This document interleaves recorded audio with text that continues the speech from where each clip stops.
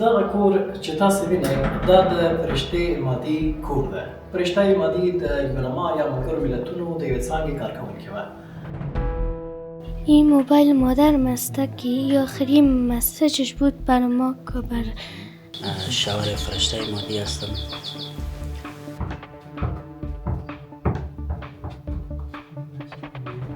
دیدم مادرم عویزان است. دمی اتاق شما. بله. آمدم فکر کردم مزاق است و گفتم مادر نکن. اما اسکرین شاتی که چه وقتی که گرفته شده؟ اسکرین شات چی بوده؟ اسکرین شاتی بوده که در لاک اسکرین خود مانده بود که مرا در قصبه دفن بکنیم. دغه وژل شوی و او که خپله ځان وژنه کړې. د فرشتې په نامه د موږ ساحه کې اوسېده خواجه‌رواس شپږستان بلاک کې. منم بعضی شبا دوست دارم یکی بیاد بهم بگه بابا نگران نباش من هستم به من تکیه کن. په دې چوکۍ باندې هغه ولاړ سوی وي او هلته یې دا بند کړی وي او ځان یې ورباندې ځړولی وي او خپله خودکشي یې کړې وله. اینو چند بار به خودکشی دست زدن. مثال هغه مخکې وواته میرې مخکې وواته بیا دوی پسې وواته. پیش از این در بین شما تو کدام جنجال کدام گپ و کدام سخن بوده که این باعث شده باشه تا این دست به خودکشی بزنه؟ دست خود بریده بودن. پلزره؟ بله.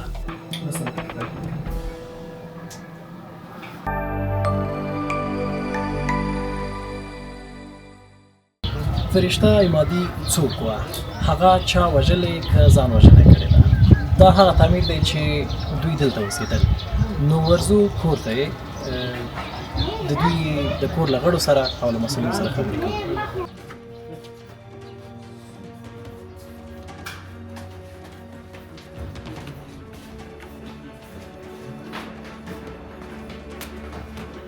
دغه کور چې تاسو وینئ دا د فرشتې مادي کور ده. فرشته مادي د یونما یا ملګرو ملتونو د یوې څانګې کارکوونکې وه. په خپله رسنیو کې دا ویده دي چې فرشته وژل شوې ده. دا چې فرشته وژل شوې ده او که هغې خپله ځان وژنه کړې ده نو په دې اړه ورځو له مسؤلینو او د دې له کورنۍ سره خبرې کوو.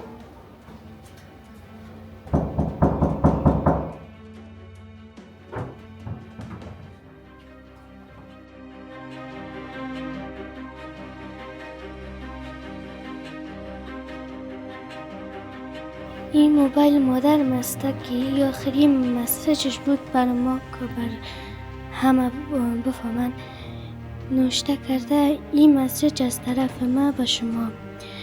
مرا در قبرستان قصبه خوجه‌رواش گور کنید. سر سنگ قبرم نوشته کنید زندگی چیز خوندل خوردن زیر دیوار آرزو مردن. نام کلان در انگلیسی و فارسی نوشته کنین. فرشته ایمودی اولادهای ما مهربان کلان کنین. از مهربانی او راست گفتن پیشمن شان نکنین که خواسته شده مثل ما سگ جنگی جور نشوند. این تلفن مادرت هست نه؟ بله. این پیام آخری اسکرین شات آخری بود که ایره مانده بود. ایره در روی اسکرین مانده بود یا در کالری است؟ نه در روی اسکرین. در روی اسکرین است نه؟ بازی پس کردن از روی اسکرین. خب دیگه چی است؟ این تاریخ دیتیل شناسایی که تو که در کدام روز است؟ در می 31. زوم کن. خب بخوان تو دیتیلش بخوان. تاریخ چند است؟ تاریخ 31 می. صحیح است؟ روزش سانده نه؟ یک شنبه؟ بله. صحیح است؟ ساعت چند است؟ 9:41. شما که اون روز از مکتب می رسیدین چند بجه رسیدین؟ بیادر چند بجه رخصت میشه؟ 12 بجه. 12 بجه رسیدین نه؟ یعنی در مساعتهای 2:30 شاید دمی آسنایی وقوع رخ داده باشه. بله. خب دیگه چی است؟ تلفنش دیگه کدام آثار مانده؟ بله. خب این ویدیویی است که از اینستاگرام دانلود شده نه؟ بله. دیده میشه که چوکی را که پاش دیله میکنه. بله. خود آویزان میکنه. خب این ویدیوش در تلفنش وقتم بود؟ نه خیر. شما ندیده بودین؟ نه خیر. نه هیچ وقت نبود. پاسورد مادر خو یاد داشتینی از بله. تلفنش؟ بله. دیگه ویدیو داره؟ بله. دیگه فکر می‌کنی نیستم. لنک- منم گاهی میترسم، منم گاهی کم میارم، منم بعضی شبا دوست دارم یکی بیاد بهم بگه بابا نگران نباش من هستم، به من تکیه کن، ولی هیچ کس نفهمی که من دارم نقش محکم بودن رو بازی میکنم و همین نقش گاهی به من فشار میاره. هیچ کس، حتی تو.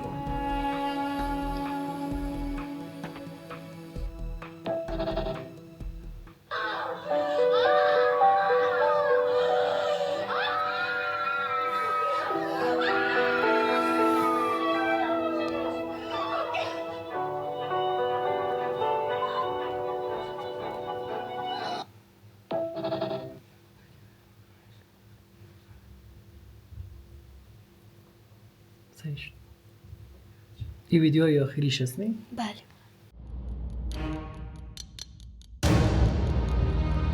ورزو هغه اتاق ته چې په کوم اتاق کې فرشتې خپل ځان راځړولی و نو دغه هغه اتاق ده.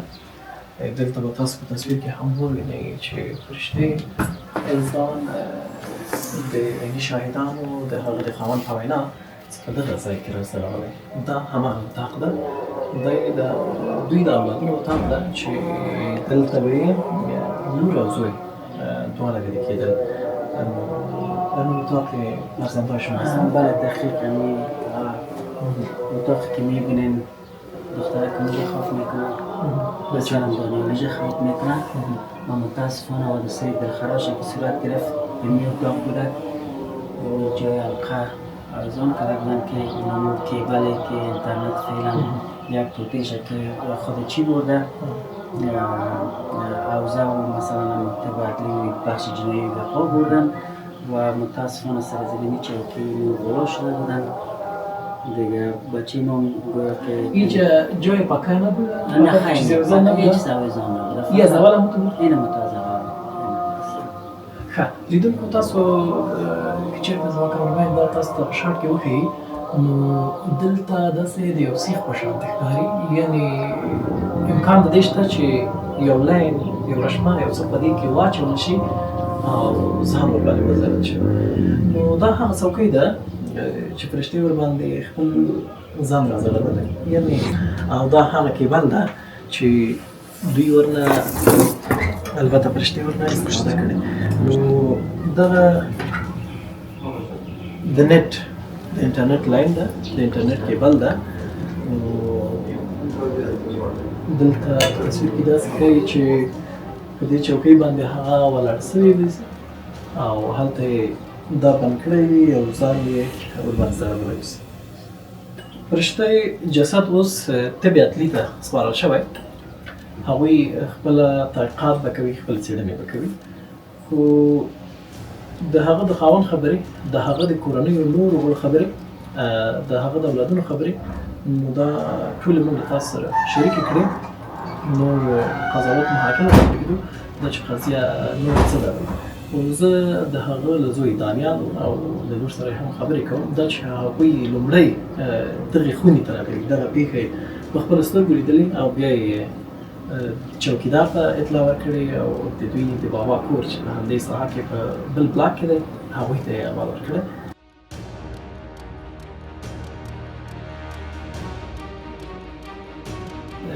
دانیال سی بگو بریم همون روزی که تو از مکتب میایی خانه میایی، در خانه که آمدی در خانه کسی بود یا نبود یا تنها مادر بود؟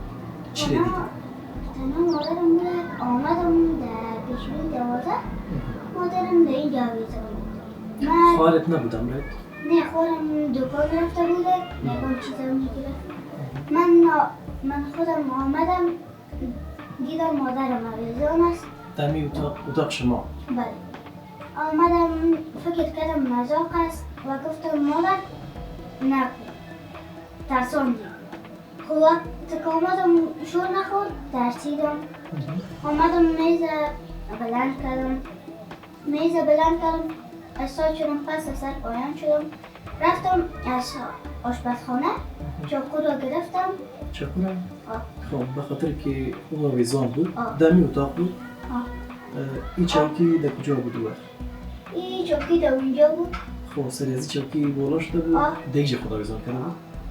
من آمدم چوکا رو گرفتم بریدم نه.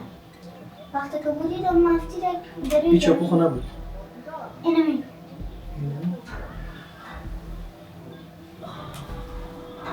این چوکو رو از جای وردی از آشپزخانه؟ آه. با می چوکو این لینه بریدی؟ بله. مادرت از زمین لینه اینترنت خداویزان کرده بود یا کدام رستوران دیگه بود؟ اینمی. اینمی بود؟ آه. ایره در بالا آویزان کرده بود؟ باز القه زده بود به گردنش؟ آه. وقتی که تو آمدی چوکی مو طرف بود آه. باز صداش کردی یا شورک کردی مادرت؟ نه صداش کردم وقتی که شور نخورده کمدم رفتم چوکا رو گرفتم از آشپزخانه. چوکی رو بلند کردم رفتم لین رو بریدم افتیده و مثل برق قطاب در آوره قلبش هم مساج دادم. خودت قلبش هم مساج دادی؟ تمام. خب چی نزدی وقت با همشیری صدا نکردی؟ با نه، همسایا تنها. صدا نکردی؟ نه تنها خودم کل کارهایی که میتونستم زنده بتونم نتونستم رفتم از خورم و نوع چیزایی خودم میگم طرف خانه نمیام در دکان نه پیسه را میداد. باز پیسه را میداد گفتم میشه تیز بیا بریم کاکایم در اون بالا خانه شان است. گفتم میشه بریم صدایشان کنیم. باز همسایه پیش رو باز کرد گفت که کلگیشان رفته باز ما رفتیم پیش چوکیدار. اینجا به هیچ کس نگفتی؟ نه. از تعمیر برآمدی خانه کاکایت رفتی؟ خانه کاکایم که رفتم گفت که کلگی رفته باز رفتیم پیش چوکیدارشان. چوکیدارشان گفت که بچه کلانش هست. خب رفتم گفتم ایلیاس بیا بریم. خب گفتم بیا پایان چو برات باز میگم. به اون هم نگفتی بجه؟ نه. اینجا نگفتی پایین نه آمدی باز بجه؟ کلام کسی خبر نشد. باز رفتیم در خانه که رفتیم باز گفتم که مادرم خدا کشته. باز وقتی که خدا کشته بود آمدیم خانه کاکایم تیز بود گفت که خیمه میدون شما اگر در پیش میمانید خدا. دوید آمدم خانه گیریان میکرد چشماش یقین بود. باز وقتی که گفتم تو هم گیریان کردی من تو رو در عمرم ندیده بودم گیریان کنه. کاکای رفتی؟ آها. تو هیچ گریان نکردی؟ کردم. همون وقت هیچ گریان نکردی؟ یا نه، فقط چی هم نزدی؟ همسایه هم خبر نکردی؟ نه تنها. رفتی مستقیم کاکایت خبر کرد؟ نه خورم خبر کردم خورم. او هم رفته؟ خورم آمدک در روی زمین افتیدک گفت که چرا تو کارا را ما کردیم. یعنی من خورم یک کمک اصاب خرابت بود. باز گفت که ما بسیار بیعقل هستم. مادرم ما چرا تنها ماندم. باز گفتم خیده کاکایم گرفت خورم کمک آرام کرد. باز اصاب زیاد خراب بوده. گلاس خودم گرفت در روی زمین زد شکست. گفت انال کاکایم گفت که نزد به خاطر که انال باز طالبا نمیخواد چی شواب کنه باز انال سر ما میشه. باز گرفتیم رفتم اما کاکایم رو شواب کردیم. باز بازارم آمدک اینجا شیشتم. وقتی که شیشتم گفت که من خواه میبینم بیده خدا جونی و چیزا میکن که من بیدار شده. باز که کارا بکن گفت فهمید که بیدار هستم. من نفران ممکن آمدن موکله که ما اساس نفران خواستیم. باز چی خاله آمدن سر کل چیزا رو سر پدر بابا کرد که یعنی تو کدی آمدی خانه پس رفتی. در حالی که صبح شما مکتب میرفتی اول پدرتان از خانه برآمد یا شما؟ کلگی ما خانه بودیم اولین نفر صبح شما خانه بودی سیز؟ باز پدرت اول وظیفه میره یا شما اول مکتب میری؟ ما سابقا ما اول میرفتیم پدرم اصلا اون وقت نه میرفت بیدار میشد. باز امروز پدرم گفت که ما خیلی میریم آساس تا یکان چیزا در مکتب داشتن. گفت که خیلی میریم ما امروز وقت. باز وقت رفته ساعت 6 بجه 6 و نیم بجه رفته ما 6 و 40 برآمدیم. 6 و 30 پدرم رفت 6 و 40 ما رفتیم. اصلا رفتیم. با مادرم ماما مادر تنها بود خانه؟ شما که میرفتید آه. مادر تنها بود نی؟ پدر خود خانه نبود. نه هیچ پدر کس. رفته بود. آه. مادر تنها در خانه بود. باز پس هم که می صرف مادر تنها میبینیم که در این جوایزان است. آه. تشکر. مثلا کفایت میکنم.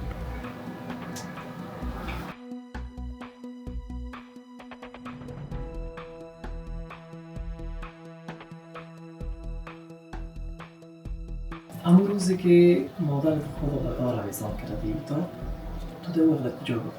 در دکان. دکان سیمساری؟ بله. صبحی که شما میرفتین به مکتب، معمولا هر روز شما مکتب میرفتین نی؟ پدرت از شما که پیش میرفت یا شما را میرسان؟ پدرم از ما که کمک نوختر میرفت. نواختر میرفت نی؟ سیست.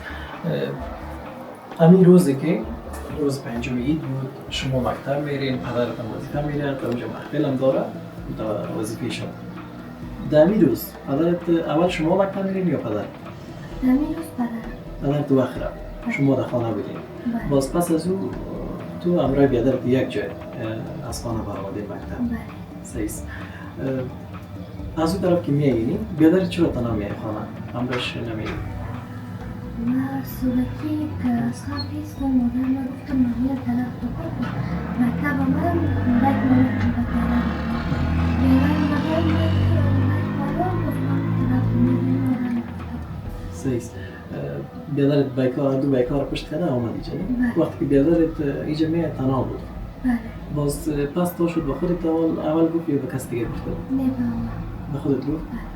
باز چی کردی وقت؟ اون وقت باز ما رفتیم. پس خانه نامدی؟ نه. اینجا داخل نشدی؟ نه. مستقیم از اونجا بیرون رفتی؟ بله. خانه؟ خانه کاکای. خانه کاکایت رفتی؟ باز اونجا به کی اول دادی اول؟ کاکای. کاکای. باز پس یک جای آمدی؟ بله. از اونجا وقتی آمدی همراه کاکا بیادرت یک جای مادرت به چی وظیفه بودی؟ مادرم به نیروی زمین اتاق ما در مالگی بود. دانکشون باز بود، چشمکایشون باز بود. کاملا بسیار کلام چیز بسیار درسی بودی؟ بله.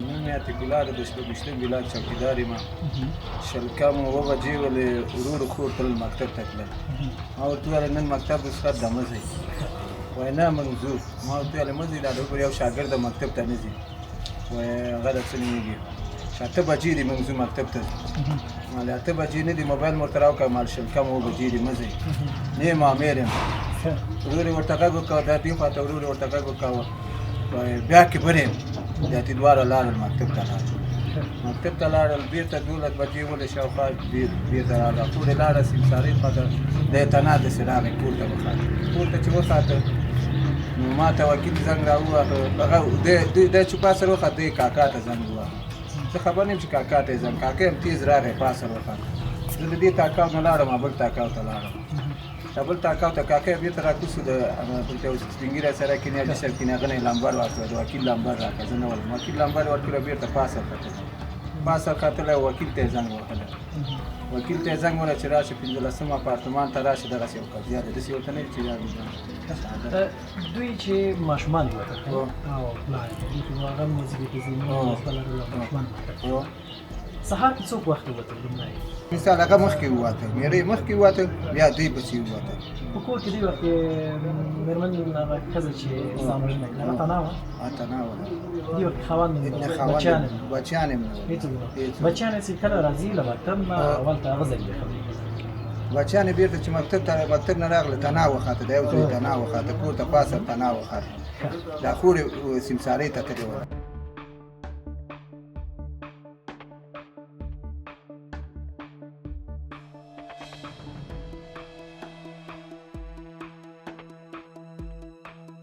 قدرمن لیدونکو راغلی یو د فرشتې کور ته او پخوا کې مې چې ناست دی دا د فرشتې خاوند دی. د ده څخه به وپوښتو چې قضیه څه ډول ده او دغه قضیه څنګه رامنځته شوې ده. سلام علیکم. علیکم السلام. په سر کې که نوم دې راته ووایي او د دغې قضیې په اړه راته وضاحت راکړي. نام ویس امادی است. شوهر فرشته امادی هستم. طبعا دیگه یک حادثه بسیار دلخراشی است. صبح بود ما از خواب بیدار شدم، وقتتر از همه کردم. خدا آماده ساختم. روز پنجم عید بود که ما یک پروگرام داشتیم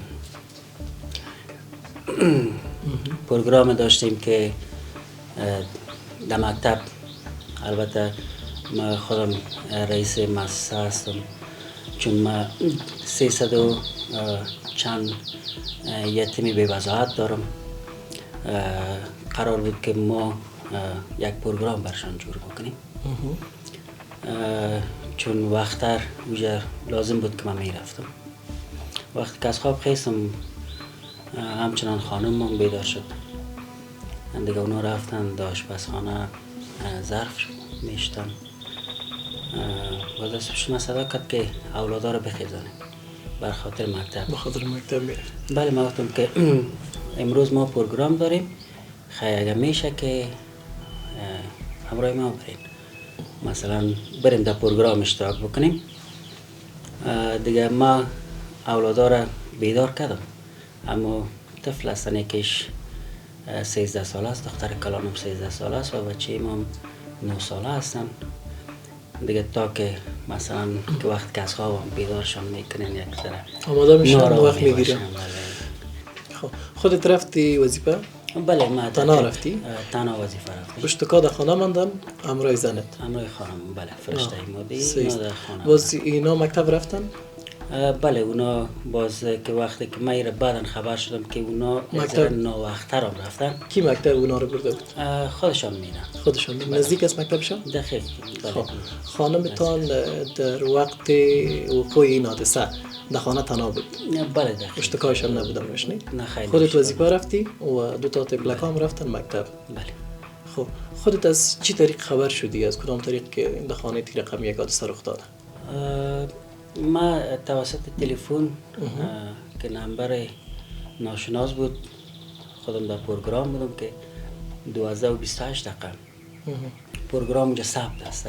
ما پروگرامی که در داخل مکتب داشتیم اونجا در پروگرام هستم چون ما اونجا میدیا داریم، جوابگو برای دولت هستیم، جوابگو برای گمر خود هستیم.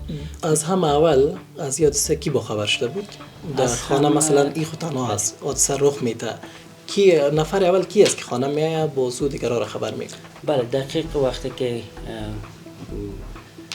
بچه میایه از مکتب باز اونا خبر میشن.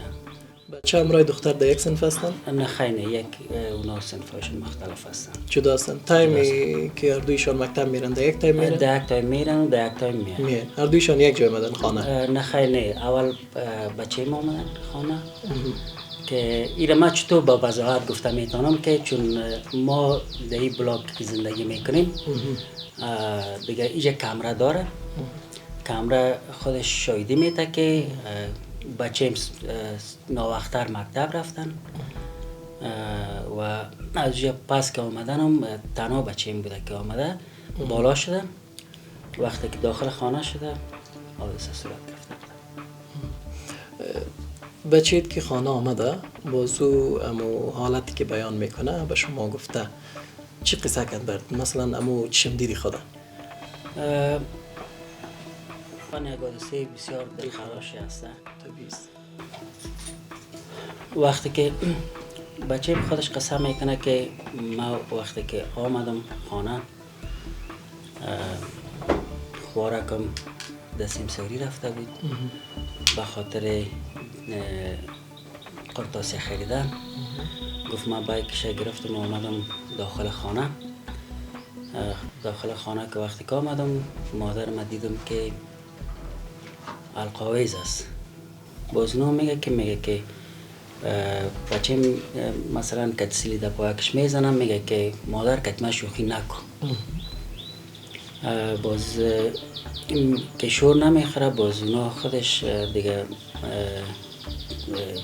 وقتی که شور نمیخوره باز یک دونه چوکی که شما او را باز در تصویر بکشین که اونا در سر چوکی بالا میشه کار در آشپزخانه میگیرن و امی لاینی که اینا خود آویزان کرده بودن و لاین اینترنت بود که باز میبره و زمین مفتن. بالا در چی آویزان کرده بود در پکه؟ بله دقیق همو که هست بدبختانه اونجا یک جای پکه وجود داره که باز بخیر رو شما برتون عملا نشان میدم. پیش از این در بین شما ایتو کدام جنجال کدام گپ و کدام سخن بوده که ای باعث شده باشه تا ای دست به خودکشی بزنه یا از این که در کدام پیشم ایتو کدام کار کرده بود دست به خودکشی زده بود یا نه؟ بله دقیق دیگه یکی از عادتایش بود که اندک یه جگرخون میشد خدا خودکشی وادار میکرد که تقریبا پیش خودم شخصا عکسایش که پیش مادرش موجود است اینا چند بار به خودکشی دست دادن که چه قسم خود القاویز میکرد؟ نه خیلی 2 بار دوا خوردن که شفاخانه نزدیک به نام شفاخانه هستن اونجا ما انتقال دادیم دیگه دوا خورده بودن دیگه یک بار دیگه خواستن که از این منزل بالا خود پایان پرتن و یک بار دیگه هم که دست خود بریده بودن پل زدن. بله و دقیق چند بار که دستایش خراشه بود چون حتما تبدلی اوجا دقیق میکنه که چندین بار دستکایش بریدگی هست. باز من پرسان میکنم که مثلا دست چرا دسته باز فکر میکنم که دمو خانه هم که بوده و تو یک فکر مفکری پیش از نامزادی تو؟ پیش از نامزادی ما بله. خانوادهش مادرش بیادرش اونا به گواهی میتن که این رقم بود؟ بله دقیق یعنی مشکل از اول داشت مثلا بله مشکلات روانی این روانی گفته میتونیم دیگه یک نفر خود وادار به خودکشی میکنه طبیعی است که مشکل داره. طبعا پیش دکتر برده بودیم؟ پیش دکتر برده بودم سردردی همیشه وقت یک سردردی داشتم که من نمو ورقایشون به اختیار شما میمونم که گویا که ما کدام اقدام نکردیم به این باره حتی بینیگکش وقتی که یک طرفش بند بود سردردی شدیدی گفتن از او هست و استرس و گپایشون نیم سریشون از امو دلیل هست که من بینیشم عملیات کرده بودم 2 بار باز بینیش عملیات شد یک بار به خاطر امی خودش که به خاطر امی یک طرفش بند بود که در شفاخانه او عملیات شده و بار دوم که چون امی یک ذره بینیش کمک شکلش تغییر کرده بوده بزرگ تنظیم کردن بار دوم. به خاطر که شما شوهرشان هستید تو وقتی حال شما تلفنشان دیدین تماس های آخری پیام های آخری این چیزایشان امرای کی ها بوده و ای تو کدام اثری از خود گذاشته که دو مثلا از خودکشی کدام چیزی باشه؟ بله دقیق وقتی که ما که جا آمدم چون از حادثه بچه‌مو دخترم خبر بودن اینا به ما زنگ زدن و آمدم رسیدم ما اوزر نه یکی از دوستای نزدیکم بود که ما را زنگ زدم برش گفتم که خانم خودکشی کرده لطفا اوزر خبر بکن. باز تلفنکش بود اونجا باز تلفن فعلا امو که وقتی که از اوزر از 3 ارگانی که آمده بودن باز تلفن و بعضی همی چیزایی که شواهد میداد اینا را با خود بردن. باز تلفنش اوزه گرفتن اوزه 15 امنیتی که باز دمو اسنا بازمو چون خانم افتیده بود باز از توسط 60 از او باز کردن همی تلفنش باز کردن تکنولوژی هست. تکنولوژی هیچ وقت دروغ نمیگه و نه تاریخ آدم تغییر داده میتونه و نه امو اسکرین شاتی که دمو چی وقتی که گرفته شده. اسکرین شات چی بوده؟ اسکرین شاتی بوده که در لاک اسکرین خود مانده بود که مرا در قصبه دفن بکنیم. لاک اسکرین؟ بله در حال پروفایلش که من امو پروفایل لاک اسکرینش بر شما میگم که او امو وقتی که باز مرا از امارات خواهش کردن که در روی اسکرین از چی نوشته است. باز من می خوانده بودم که مرا در قصبه دفن بکنین، نام ما به انگلیسی و فارسی کلان به سنگم نوشته بکنین وصیتش و اولادای ما مهربان تربیه بکنین و مثل موار یک سگ جنگی تیار نشن. به خودش خطاب کرده؟ بله اونم تا دور از شرافت انسانیش باشه. یگانه زندگی ما را که تباه کرده سوشال میدیا هستن. انسانایی که آگاهی ندارن. اما واضح برتان بگیم که آنقدر دردآور و رنجاور است که هر کامنت از او را که میبینی و هر مثلا یک تهمت بسیار کلان است، یک تهمت بسیار عظیم است که نباید یک هویت یک شخصیت که واقعا که قابل افتخار همه ما بود به این حالت برسم. من نه کدام جای گریخته، من در اینمی خانه زندگی میکنم. طبعا در اینمی خانه فعلا هم هستم. من از چیز ترس ندارم، فقط این از اینمی ترس مینمی از اینمی کسایی هست که ادعای ناق کردن که به قتل رسیده، ترور کردن. من از این بسیار سخت ناراضی و سخت دلم میرنجانم و خواهشم از دوستایی که مثلا در فیسبوک فعالیت دارن کوشش کنین که حقیقت بیان بکنین، حقیقت برملا شود. من پیشترم برتان یاد کردم که وقتی که تکنولوژی ما حرف میزنیم از تکنولوژی، کامرا موجود باشه، کامره بلاک از اینمی خانه ما تا مکتب کامرا نصب است، از اینجا تا همه اینمی کابل من بسیار به وضاحت گفته میتونم که پوشش کامرا داره دقیقا و 100% معلوم است اوضاع. ای کاش همون کسی که ادعا میکنه که در خارج هستن، خارج از کشور هستن، هر کدامتان تهمتی که کردین قتل صورت گرفته، من خدا به خداوند می سپارم، همه ادعای عزیزت حتما میکنم در مقابلشان و ولو که هر کسی که باشه، چون حقیقت برملا است، نه قتل صورت گرفته و نه توری.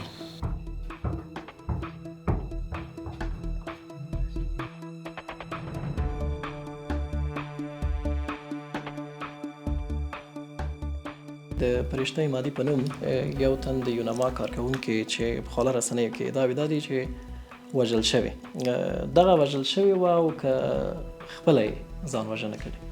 د پرشتې په نامه د موږ ساحه کې اوسېده، خواجه‌روا شپږیستم بلاک کې تقریبا ماسپښین څه کم 2 بجې وې چې د موږ یو ملګري ته د کشف مربوط هغه ته زنګ راغی او ورته وویل شول چې دلته یو کور کې یو چا خودکشي کوي، ځان یې وژلی. نو عاجل د موږ ملګري تقریبا په کم یو څو دقیقې کې وتلي، هلته رسیدګي وکړله، ورسېدل هغه ساحې ته.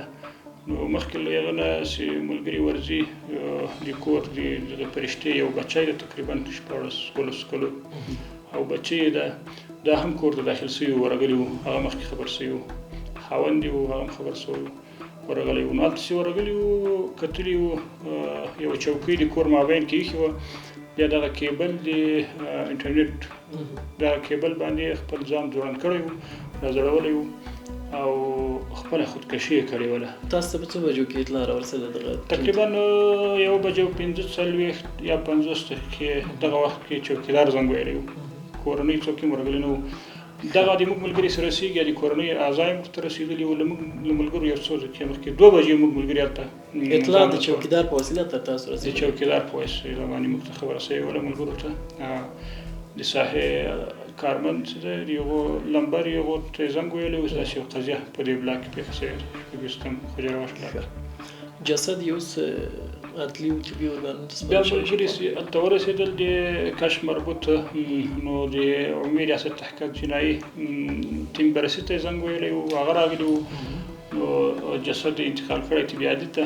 اول ته ډېر داسې قراین وو انشاءالله نږدې به یې تاسې ووینئ چې هغه په دې باندې داسې کره انشاءالله ثبوت دي چې دې خودکشي کړې خپل ځان وژلی. حتی هغه موبایل کې د بررسي والا داسې څه لیدلي وو چې دې مشورې غوښتلې وې لکه هوش مصنوعي یا نورې ویډیوګانې راکته کړې وې. هغه دا مشوره ورکوي چې داسې یو حالات یو داسې نو دې وخت کې خودکشي نو یا ګټه کوي یا باید وشي. نو دغسې یو څه د دې په خپل موبایل کې مو لیکلي و شیانو. تړاو مو له کورنۍ څخه له خاوند څخه وضاحت غوښتی چې کورنۍ تاوتریخوالی یا هم د خاوند لخوا نه ځینې فشارونه یا په ټولنه کې نور څه داسې څه علت د دې شوي و چې دا باید خودکشي وکړي؟ تقریبا د خاوند نه مو داسې کوم معلومات د خاوند او بچیانو نه پوښتنه وکړله، له ټولو نه پوښتنه وکړله داسې شی ونه چې هغه ویلي او په چا باندې ادعام نه ورسي یا د بل چا دا کار کړي. تهدید مسله وي تهدید یا شی په څه مثلا باندې دا ځورېدل او د هغې له ضرور وجې د شی نه وویل ډېر د یو بل طریق.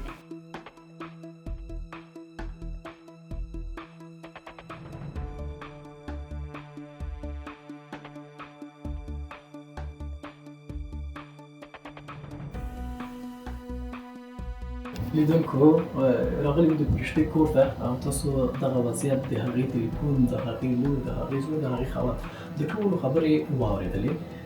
نو زما هیله دا ده له تاسو ټولو لیدونکو نه هغه څوک چې سوشل میډیاو ته لاسرسی لري نو هیلهمند یم، هیله لرم درنه خواهش کوم چې له سوشل میډیا نه له انټرنټ نه په سمه توګه استفاده وکړئ. ځینې مخربې رسنۍ شته، ځینې داسې رسنۍ شته چې هغوی په اسهامو باندې کار کوي یا داسې ویډیوګانې داسې پوسټونه تاسو مه ګورئ چې هغوی مو په ذهن باندې منفي اغېزې وکړي. د فرشتې په تلو سره د هغې د خاوند ژوند، د هغې د زوی ژوند، د هغې د لور ژوند، د ټولو ژوند خراب شو. نو تاسو وګورئ دوی څومره ښه رنګینه زندګي درلوده، ښایسته کور، ښه موقعیت کې وظیفه، دا د یونما کارکوونکې وه، همداشان د لور، زوی، خاوند، یعنې دوی یو ښه ژوند درلوده. ولې هغه څه چې د دې په ذهن یې زما په حق سره منفي اغېزې کړې وې هغه د ناوړه ویډیوګانو لیدل ول، افسردګي وه او د زړه تنګي وه چې بالاخره نتیجه یې تاسو ولیده چې ټوله کورنۍ جګه کړله، لور په هغه حالت، زوی په دې حالت. نو که چېرته له سوشل میډیاو نه سمه استفاده وشي نو په ټولنه کې به دغسې ناوړه پېښې نه رامنځته کېږي.